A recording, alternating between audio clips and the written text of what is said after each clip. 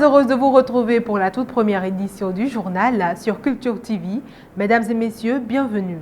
Tout de suite, les titres. Les ressortissants de Grand Popo et environ, les amoureux de la fête de Novica, ne pourront pas se réunir cette année pour cause de l'annulation de la fête due à la pandémie du Covid-19. Les détails à venir. Nous parlons également du sport dans ce journal, précisément du football avec la libération des internationaux béninois David Kiki et Jordan Adeoti. Célébration aussi ce 18 mai de la Journée internationale des musées.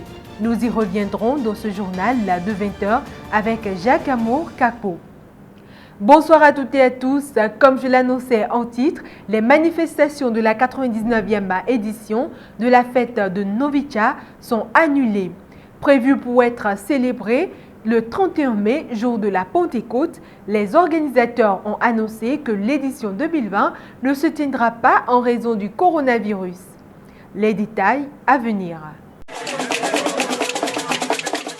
Pas de Novica en 2020. À travers un communiqué radiodiffusé, le président fédéral de l'association Novica, Norbert Kassa, informe les communautés Hula, Hueda, assimilées du Bénin et de la diaspora de l'annulation de la dite fête.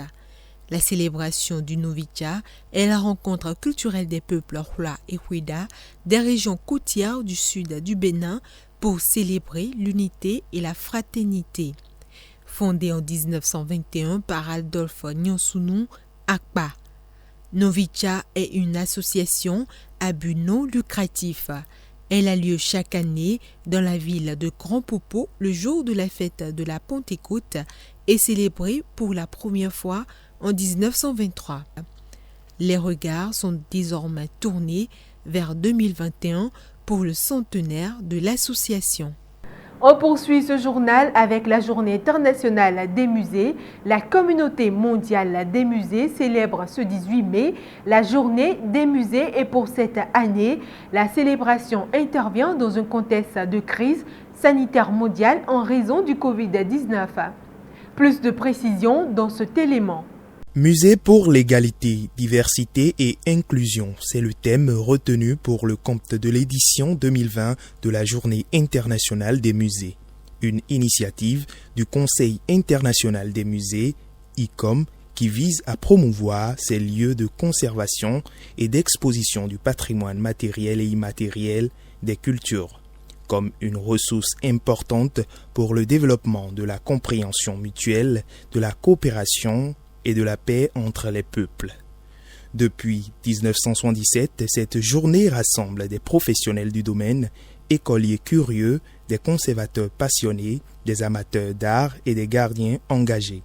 À l'occasion de sa célébration, en de circonstances exceptionnelles où des milliers de musées dans le monde sont fermés au grand public, la présidente de l'ICOM a adressé un message d'espoir à toute la communauté muséale.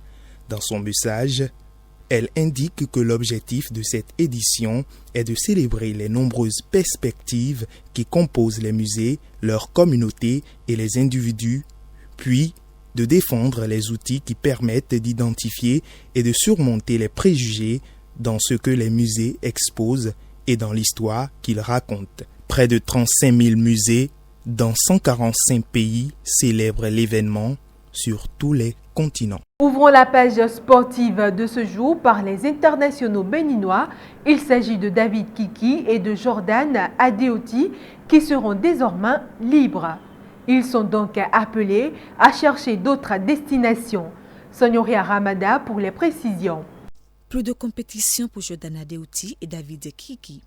Alors que la pandémie liée au Covid-19 a sonné le glas des championnats professionnels de football dans l'Hexagone cette saison, les deux internationaux béninois, loin d'être embêtés physiquement, ont été mis à l'écart par leurs clubs respectifs. Ainsi, Jordan Adeoti, après une saison chaotique, a claqué la porte de l'AJOCR. Le milieu défensif n'a effectué que 6 apparitions en Dominos Ligue 2. Pourtant capitaine de sa formation, quelques mois après son arrivée en 2017, Adeoti n'a pas assez convaincu la direction sportive pour une éventuelle prolongation de contrat. Également défenseur central de métier, le joueur âgé de 31 ans doit vite devoir se trouver un autre point de chute, lui qui a débuté sa carrière professionnelle en 2012 avec le Stade Lavallois et ensuite fait de très belles classes au Stade Malherbe de Caen. Pour David Kiki aussi, le temps n'aura pas suffi pour convaincre le Stade brestois avec lequel il avait signé un contrat en 2018. Le latéral gauche béninois ne pourra plus revêtir les couleurs du club promu en Ligue 1 en saison passée. Sur le plan sportif, le joueur de 26 ans n'a jamais su s'imposer et a passé la majeure partie du temps avec l'équipe réserve. Un vrai coup d'arrêt dans la carrière de l'international béninois qui était sur une pente ascendante au Chamois niortais après sa première aventure à Belfort. Pour rappel, il s'agit là de deux hommes clés dans le dispositif du sélectionneur Michel Dussuyer avec la sélection nationale du Bénin.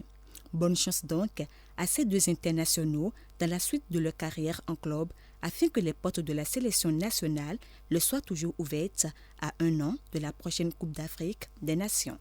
Toujours à propos de la sélection nationale, retenez que le directeur technique national par intérim a été nommé dans les dernières heures. Les précisions avec Gilles-Chris Haïté et Patrice Guézo. Le Bénin dispose finalement d'un directeur technique national et ceci de façon intérimaire. Ce poste est longtemps resté sans sociétaire. La FPF a donc procédé dernièrement au lancement d'un avis d'appel d'offres qui a enregistré plusieurs candidatures. Le processus a connu une suspension pour laisser place à une décision conjointe prise par la Fédération béninoise de football et le ministère des Sports. Oswald Omeki décide de nommer l'ancien international béninois Adolphe Ogouillon. Il va assurer l'intérim jusqu'à la reprise du processus de désignation. Né le 20 février 1956 à Cotonou, Adolphe Ogouillon est un ancien international béninois. Il a évolué avec les Dragons de Lomé avant de devenir plus tard entraîneur. Adolphe a connu un parcours assez élogieux. Titulaire d'un diplôme d'entraîneur de football en 1998 en France, il est également titulaire d'une licence à UEFA et a obtenu son diplôme en directeur technique en 2013. L'homme fort de la direction technique nationale a eu aussi à encadrer la jeunesse d'Amiens, passant par Le Mans, le FC Nantes, avant de déposer ses bagages en Angleterre où il s'est occupé de l'encadrement des joueurs à Sunderland et West Bromwich Albion. Adolphe Ogouillon est plein de ressources et s'y connaît dans le domaine et représente un atout indéniable pour l'essor du football béninois. Comment fonctionnera la direction technique nationale? Comment se fera le choix des autres composantes de la direction technique nationale? Les jours à venir nous édifieront. Parlons toujours du cuiron, mais cette fois-ci à l'international avec la reprise du championnat allemand. Une reprise explosive pour le Borussia Dortmund. La Bundesliga reprend droit de cité. Après un long moment de suspension dû au Covid-19, le football allemand a refait surface ce week-end à l'occasion de la 26e journée dont les résultats sont les suivants. Dortmund confirme sa place de challenger en remportant 4-0 face à Schalke 04. Les Spitz et Fribourg s'en sortent au coude à coude, un but partout. Cologne tenu en échec 2 buts partout à domicile face aux Mayence. Le Bayern Munich confirme sa place de leader en s'imposant Hertha Berlin 0-2. Wolfsburg domine Augsbourg 1-2. Il est à rappeler que les matchs se déroulent à huis clos loin des supporters et que le banc de touche respecte la distanciation sociale des 1 mètre mais aussi mettent leur bavotte. Les célébrations se font aussi autrement. Notons qu'un match en retard se déroulera ce 18 mai entre Brême et le Bayern Leverkusen. Finissons ce journal par le 7e art carnet noir dans le monde cinématographique. Le cinéaste français Michel Piccoli est décédé à l'âge de 94 ans. Suivons ici les précisions dans cette production de Bakita Atindéou présentée par Dotou Wefa. Grand acteur du cinéma français Michel Piccoli s'est éteint, a annoncé la famille de l'acteur dans un communiqué transmis à l'AFP ce lundi. Âgé de 94 ans, l'immense acteur est décédé des suites d'un accident cérébral. Né en 1925, le comédien s'est destiné à une grande carrière qui débute donc dans les années 1940 jusqu'à ce jour. Parmi ses plus grands rôles, on note spécifiquement Le Mépris, Les choses de la vie, Les Demoiselles de Rochefort, mais aussi plus récemment Habmus, Papa. Malgré son âge avancé, Michel Piccoli n'a pas mis un thème à sa carrière d'acteur. Il a également tourné avec les plus grands réalisateurs de son époque. Comédien et impressionnant filmographe, il a fait les beaux jours du 7e art hexagonal durant plus de 4 décennies. Il a décroché de nombreux prix, dont le prix d'interprétation masculine à Cannes en 1980, le film Le Salut dans le vide et Pour une étrange affaire à la Berlinale en 1982.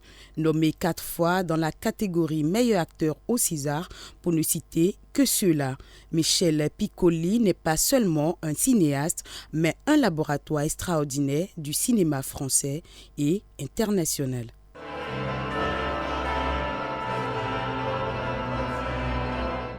Ainsi se referme ce journal. Merci de nous avoir suivis. Passez une bonne soirée avec les programmes de Culture TV.